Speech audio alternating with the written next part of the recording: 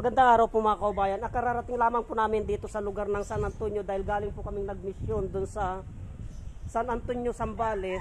Bago po kami uwi mga kaubayan ay dumaan po kami dito sa San Jose at gagawa po ng mga videos tungkol sa mga halamang gamot kasi narito po yung ipinalabas ko mga kaubayan na halamang gamot na tungkol po sa sakit sa tainga.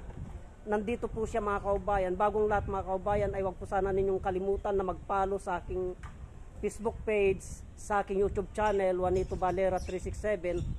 At pakishare na din po ang mga videos na ito para malaman po ng ating mga kaubayan ang kahalagaan ng halamang gamot na ito. Lapitan po natin mga kaubayan kasi nandun po siya. Tara na po, lapitan po natin.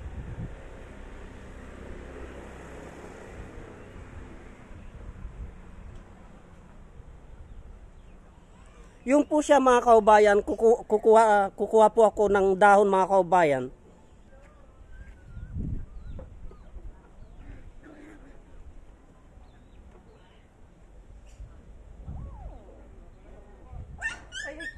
Sorry, nasaktan na yung aso.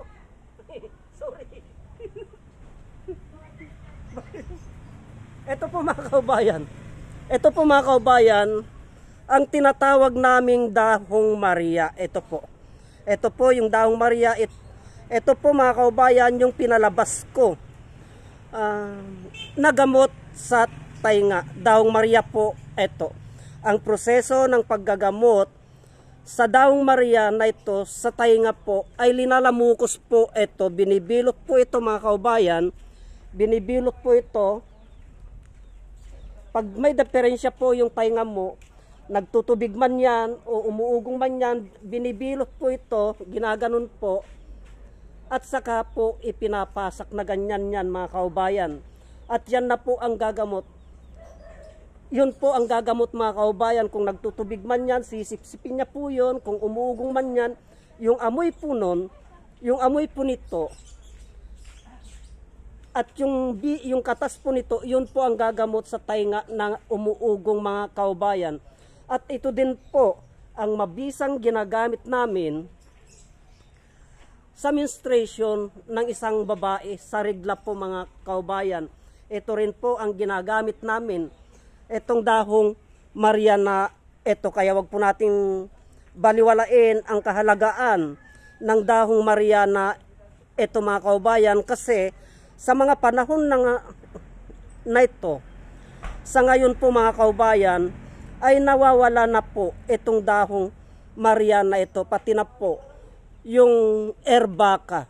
Dalawang klase po ito, isang dahong Maria at erbaka mga kaubayan. Lapitan po natin maigi para makita po natin ang kanyang itsura. Yan po siya mga kaubayan.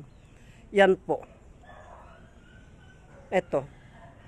Napakabisa po ito mga kaubayan sa umuugong na tainga. Itong dahong Maria na ito. At napakabisa din po ito mga kaubayan sa babaeng may menstruation. Nagluluko ang kanyang menstruation. Ang pamamaraan naman po, pag yung isang babae at nagluluko ang kanyang menstruation, ito po ay ibinabalot sa dahon ng saging.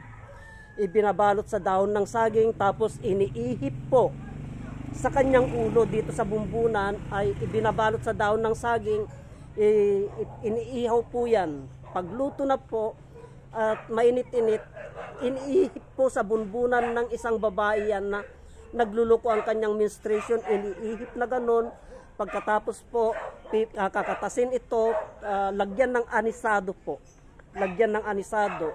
Patakan ng anisado, katasin ito, saka ipainom sa babaheng nagluluko ang menstruation. Yun po mga kaubayan, mabisa po ito. Marami po tayong benepisyong nakukuha dito dahil ginagamit din po namin ito mga kaubayan sa ubo. Itong dahong Maria na ito, kaya wag po nating baliwalain ang kahalagaan ng dahong Maria na ito mga kaubayan. Hanggang dito na lamang po. Kung maaari po sana mga kaubayan ay pakishare ang videos nito para malaman po ng ating mga kaubayan ang kahalagaan ng dahong Maria na ito. Pakipalo po ang aking Facebook page, ang aking official page at ang aking YouTube channel, mga kaubayan at pakishare po. Hanggang dito na lamang po ang videos neto at marami pong salamat mga kaubayan.